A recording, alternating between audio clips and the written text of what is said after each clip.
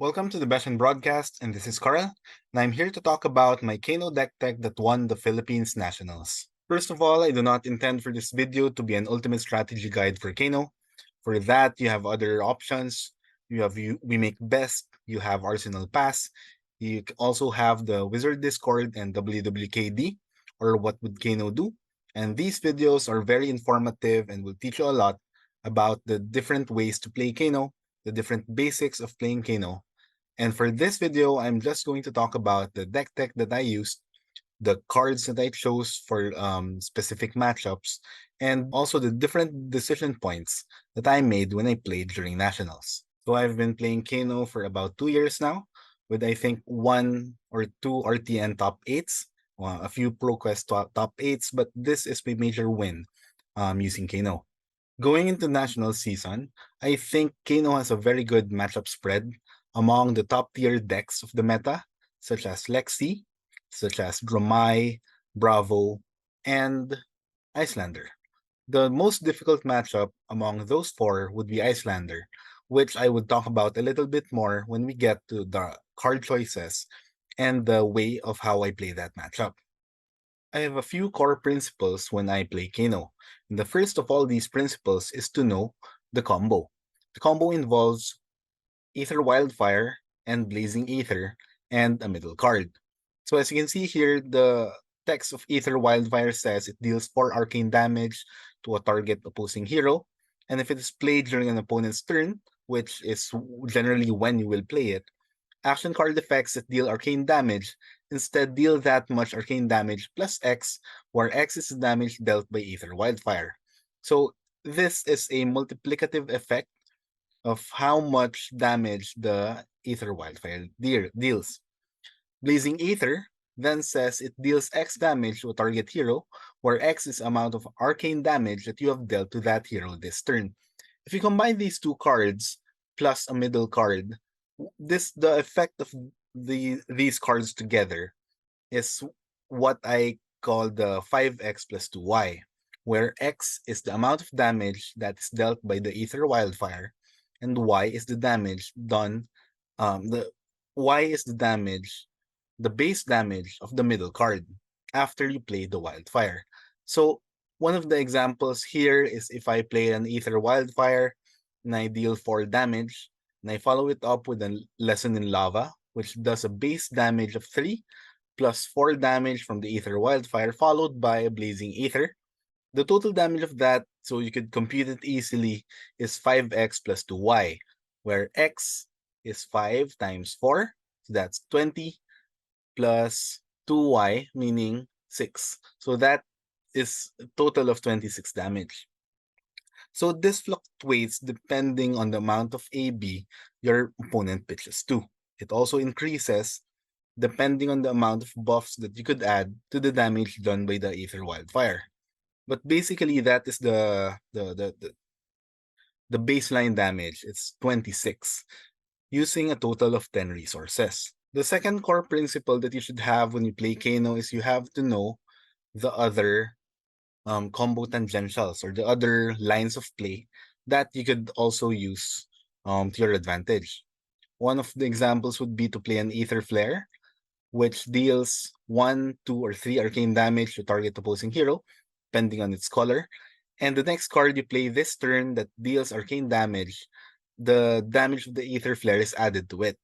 So one of the good combos that you could have with the blue pitch is to play an Aether Flare, buffed by the Crucible of Aether Weave, which deals 4 damage, followed by a Snapback, which deals a baseline 3 damage, plus the base 4 damage that is total of 4, plus 3 plus 4, 11 damage using 3 cards. You could also have other combo lines such as playing Lesson in Lava, which essentially gets to tutor a card. After you get the card on top, then search for Chain Lightning, which you can Kano from the top, followed by another card from your hand, such as an Aether Dart, such as a Aether Flare, Swell Tidings. So there are lots of other combo tangentials or other lines of play that you should also know when you play Kano. Knowing these other lines of play, or what I would like to call combo tangentials, would help you get to the point where you're able to have a turn during your own turn, where you're able to steal cards from your opponent's hand when they need to pitch for a B, and when they get to their turn and you have a full grip, you're able to pull out the combo. You would be able to combo out knowing exactly how many pitch that they have, how many damage they could prevent from your combo. So that is the concept that I would like to call the concept of two good turns. So basically, the concept of two good turns is you have to have one good turn during your own turn before you get to the combo turn for it to be reasonably reliable. The concept behind the two good turns is you do not want to get to the point in the game or in the level of life totals that you won't be able to reasonably steal cards from your opponent during your own turn. If you're so far behind and they are so much ahead in life, they would rather take the damage because they know that their hand is more threatening and you can't really reach them. And that is the point when I think the battle has already been lost. Well, most of the time, because Kano actually could still win from those kinds of scenarios. The last core principle that I have on Kano is to know your pitch stack and to know how to pitch stack. The idea behind pitch stacking is you pitch cards to the bottom of your deck until you get to the point during your second cycle where you can already accurately identify which cards you will get when you draw and which cards you will see when you Kano from the top. So there's a load of difference between just knowing what cards will come out during these next cycles and knowing exactly at what point this exact specific card will come out. I used to play Oldhim, and when I played Oldhim before, I just needed to pitch in bundles. For example, I pitched Oaken Old and a Pulse of Eisenloft, or a Command and Conquer and a Red Pommel. And generally, when I get to the second cycle, I would know that these cards are next to each other. For Kano, it's much more complicated but a bit similar because you actually have to know when these cards will exactly come out. Because, for example, one of the good things that you would like to pitch stack would be to have Tome of Aetherwind or Tome of Yandal, followed by two blues, or a Sonic Boom, followed by a Aether Flare, a Wildfire, or Blazing Aether. What I would like to do when I get to these games that would require pitch stacking is to still pitch in bundles. So you pitch Wildfire, followed by another Wildfire, followed by a Blazing Aether. You could pitch a Sonic Boom, followed by a Lesson in Lava, followed by a Blazing Aether. And these are what I would call the bundles of um of damage that you could deal when you get the second cycle. You will not always get to the second cycle, and there are only a few heroes where you will actually need to do pitch stacking, but it is a skill that would be very crucial in these matchups. It's also important to add that in these pitch stacking matchups, pitching your combo adjacents in bundles before your actual combo turn, having Sonic Boom into Sonic Boom during your own turn, followed by Wildfire and Blazing on your opponent's turn, would actually lead to the two good turns that would lead you to win the game.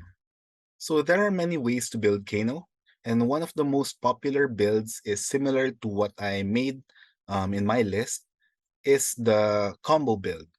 So what the combo build entails is you have to have a lot of blues, typically more than 30, around maybe 32, 34. And the blues that you put into the deck are the blues that have at least 0 cost or 1 cost. This makes the combo more reliable, since if you have to get a blind Kano after your Wildfire and before your Blazing Aether, you can at least identify that the number of resources that you spend would be a maximum of 1 most of the time. So my equipment suite is relatively standard. It includes Crucible of Aetherweave, Fiandal Spring Tunic, Metacarpus Node, Ragamuffin's Hat, and Storm Striders. So this is generally what is used for most of these Kano decks. For my sideboard equipment, I have Alluvion Constellas and Waning Moon. These two cards come in for the Wizard Mirrors, while Spellfire Cloak is for the matchups that you do not expect to last more than 3 turns. The difference between Spellfire Cloak and Fiandal Spring Tunic is Spellfire Cloak is more reliable during those turns before you get to the 3rd turn, because you have basically one more resource during your opponent's turn. This makes it more reliable to get to the 26 damage or more than 26 damage that you need to go over the top and deal lethal damage to your opponent. Fiandal Spring Tunic, on the other hand, is a 1-block, and for games that go to pitch stacking or actually go to more turns than 3, it is generally more, it has more value because it both provides the block, it also provides a resource. In my main board, I run a total of 53 cards, which includes 15 reds, 6 yellows, and 32 blues. The reds that I include in the matchup are Tomb of Aetherwind, which is a very good card. It could draw you 2 cards, it could buff 2 damage, or a combination of the two.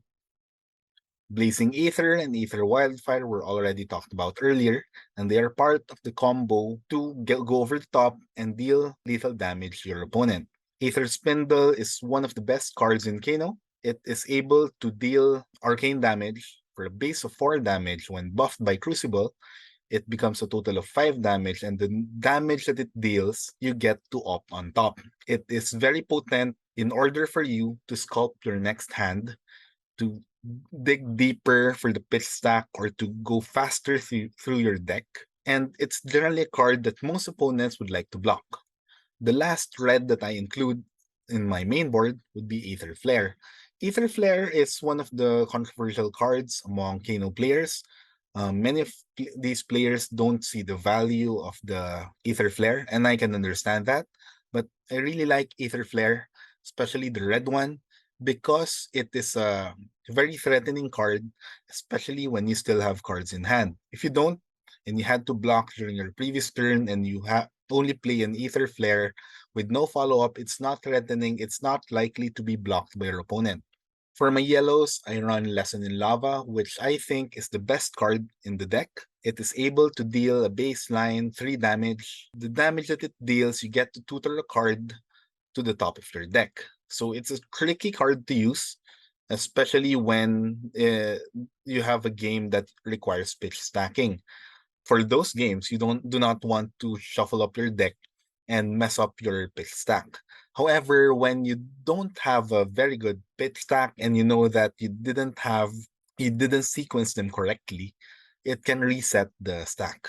It combos into many other cards such as Chain Lightning, such as Tomb of Aetherwind, and when necessary, it could fetch any other card that you need at that specific time. The next yellow that I run is Sonic Boom.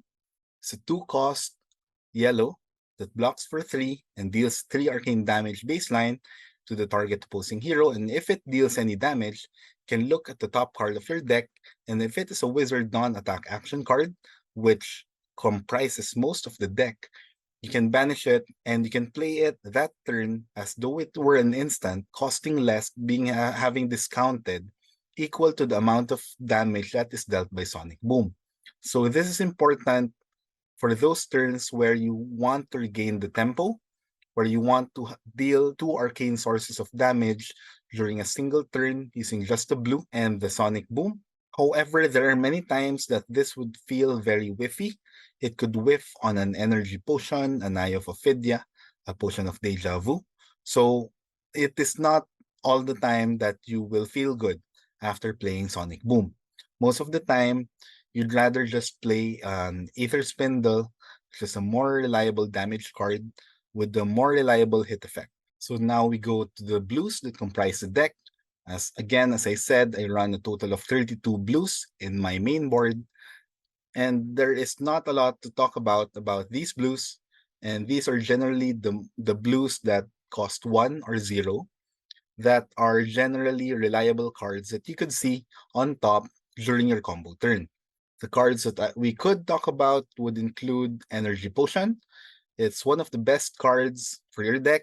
As mentioned earlier, if you get to have more resources during your combo turn, which is could be provided by your Energy Potion, it makes the damage that you deal more reliable. It adds so much damage for your combo turn. Eye of Ophidia is a legendary. It's a blue pitch, and every time you pitch it, you can get to opt 2. And every time you opt 2, you see the top 2 cards of your deck, which you can then Kano and play it that turn. Can also be used to bottom the 2 cards if you do not want to play them, or if you want to accelerate your pitch stack. It is a card that is not really necessary in the deck because it is also a whiff target. It is a card that does not block. It is a card that you do not want to see after you play Sonic Boom and you reveal an eye and it feels really bad and you just lose tempo for that turn. But Eye of Ophidia, in the right situations, can really help you win the game. Gaze the Aegis is a zero-cost blue pitch that opts 2. And if you have played another Wizard non-attack action card that turn, you put Gaze the Aegis back into your hand as it resolves. So what this basically does is it is a card that replaces itself. If you find it on top on Kano, and you have already played another Wizard non-attack action card, it basically both opts 2 and replaces itself, which you can then use to Kano again and play the card that you saw on top. It's a very good card. Potion of Deja Vu is an item. It is a zero-cost blue pitch that does not block for anything. What it basically does, it is able to return the cards from your pitch zone on top of your deck in any order. It is a card that has a very high ceiling because these cards that you pitch, if you put them in the correct order and after you activate Kano, you get to identify exactly which cards you will Kano from the top. It is very tricky to navigate the amount of resources that you need in order to actually optimally use the Potion of Deja Vu. But it has a very high ceiling. It basically also extends your Striders and your Ragamuffins, and it could basically win you the game using just this card, even if you don't use either Ragamuffin or Storm Striders. I also added 3 copies of Singe, which replaced the 2 Scalding Rains that used to be on this list and 1 Prognosticate. I added 3 Singes for the Dromai matchup. It is just 1 point of damage difference between Scalding Rain. Singe, when you see it on top on Kano, and you're facing against a Dromai, you can use it to target an Ashwing that is attacking you and basically ending the turn of your opponent. So now we go to our sideboard plan. I added in 3 red copies of Aether Dart, zero-cost spell that deals 3 arcane damage to any target. So I add this in for the aggro matchups and for Dromai, for the option to deal damage to dragons, especially to Themai. And when you buff it with Crucible of Aetherweave, you can actually cleanly deal with Themai on your own turn. I also add 3 copies of Enlightened Strike, a zero-cost red that blocks for 3, with giving you 3 options after you sink a card to the bottom of your deck.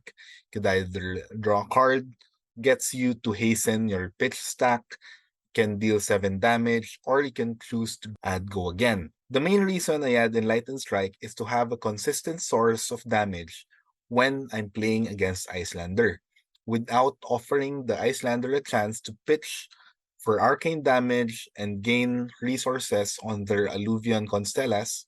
I mean, to gain energy counters on their Alluvian Constellas, which basically converts to 1 to 1.5 damage that you have to deal with in a future turn. I add 1 copy of Imperial Edict.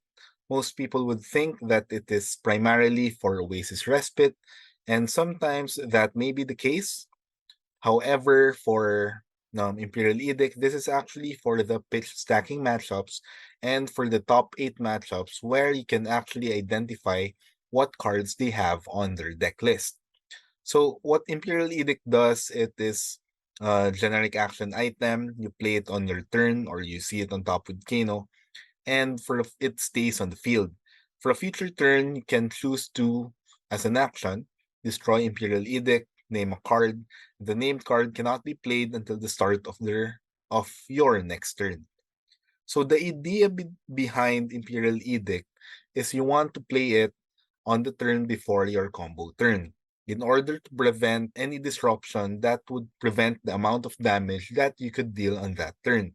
So the potential targets are for respites, and for the Iyslander matchup where you go to pitch stacking, it could be used for Clan Lake Frigid, could use it for Ice Eternal, or it really depends on the situation of the game. It has a relatively mid ceiling, and it is not always the case where you could actually use it to its full potential. But when you're able to use it at the exact time, it is very crucial in winning certain matchups. They add 3 copies of Snapback. It's a 1 cost red that also blocks for 3, that deals 3 arcane damage as an instant as long as you were able to play another Wizard Dawn attack action card on that same turn. So it combos quite well with another card on this list, which is Chain Lightning. Chain Lightning, on the other hand, is a 1 cost yellow, and you may play your next Wizard non-attack action card this turn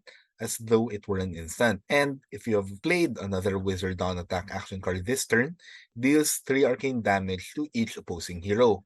So the idea behind Snapback and Chain Lightning is if you play Chain Lightning on your turn, then play Snapback in response while Chain Lightning is still on the stack. You basically you're able to play both cards as well as another card from the text of Chain Lightning. So it is very niche. It is one of the cards that you only would like to see on top and you do not want it on your hand except if you have a Snapback on hand already. After you are able to play Chain Lightning either from your hand or from on top, you could follow it up with another spell, such as a 0-cost Aether Dart or a 0-cost Tomb of Aether Winds to extend your turn to have that wider turn during either your own turn or your opponent's turn. The next card is Swell Tidings. Swell Tidings is a graded Voltic Bolt. It's a 2-cost red that deals a baseline 5 arcane damage to a target hero with the additional text of a surge that if it deals more than 5 damage, you are able to create a Ponder token.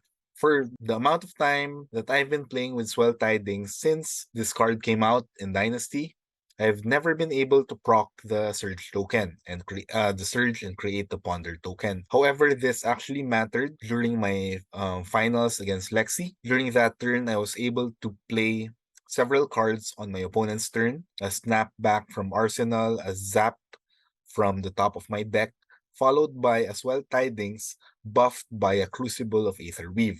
So I chose to do it in the order of Zap, then Snapback, then a buffed Swell Tidings. Since I already knew that the opponent will choose not to block any arcane damage because it would prevent them from dealing an additional 5 damage, I was able to proc Surge and create a Ponder token. At the end of my turn, after that turn cycle, I was able to find a Lesson in Lava on top, and I was able to put it in Arsenal, and that led me to have the combo when I drew up to my full hand.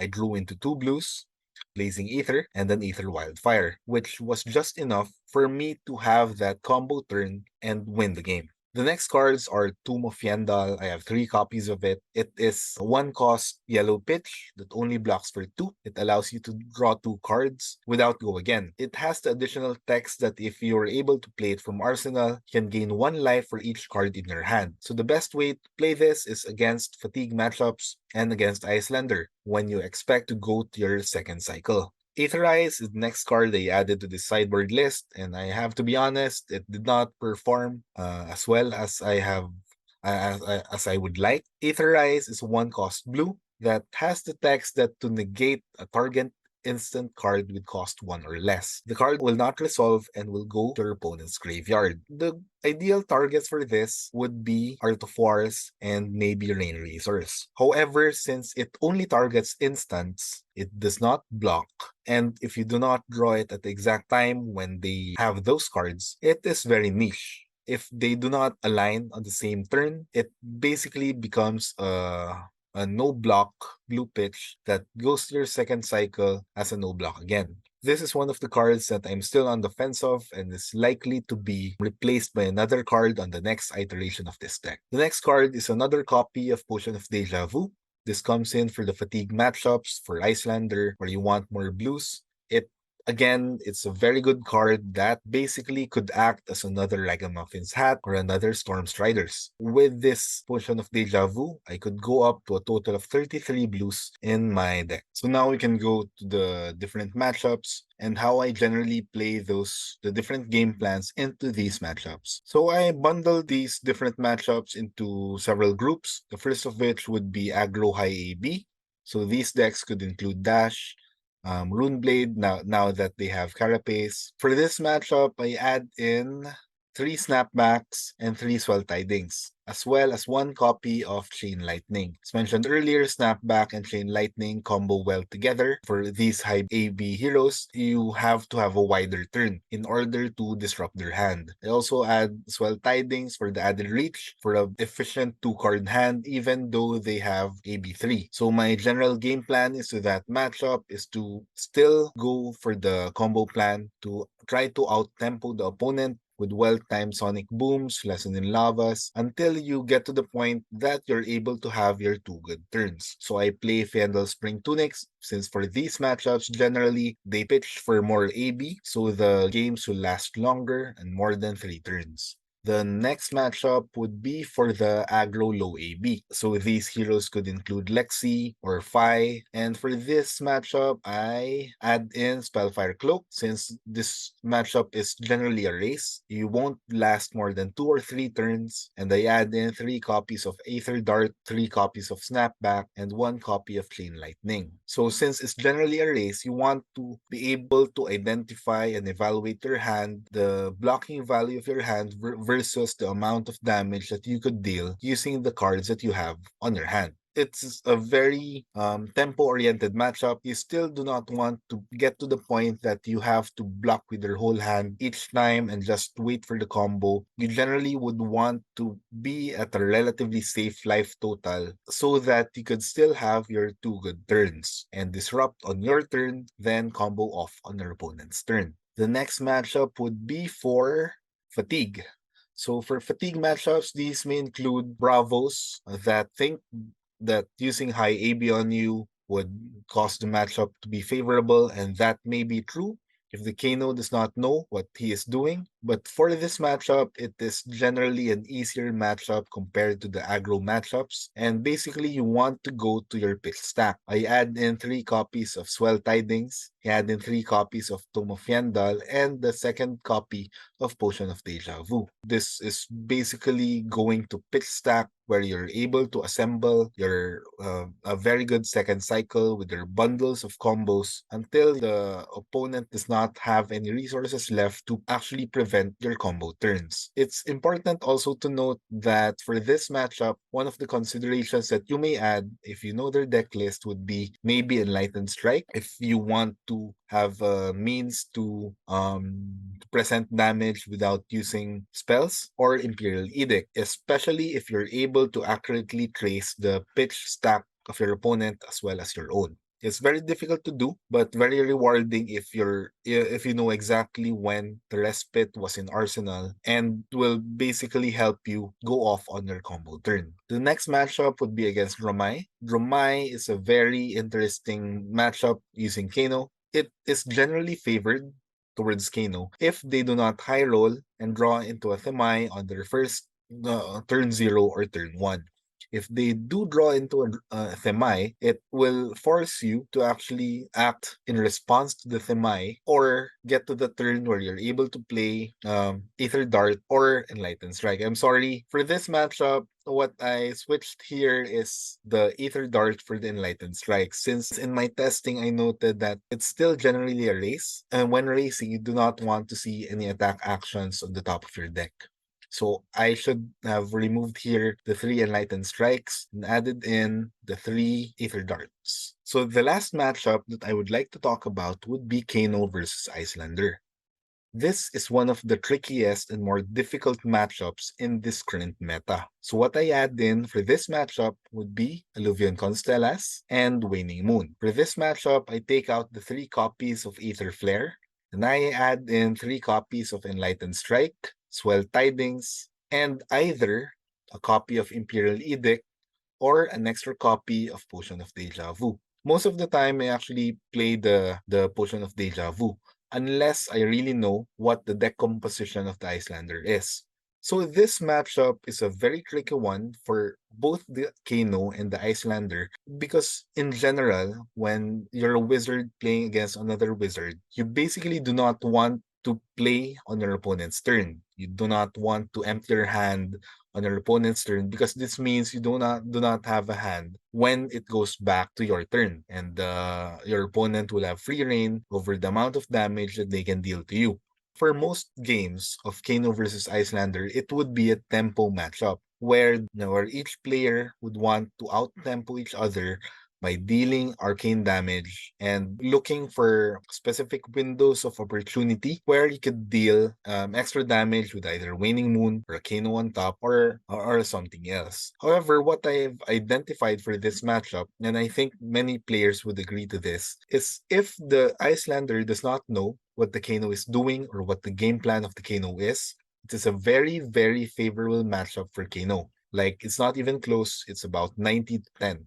However, when the Icelander knows what the Kano is doing, and these are usually the players on Icelander who have played Kano before, who are familiar with the combo, who are familiar with the different lines that Kano could do, and for that matchup, it becomes very favorable for Icelander.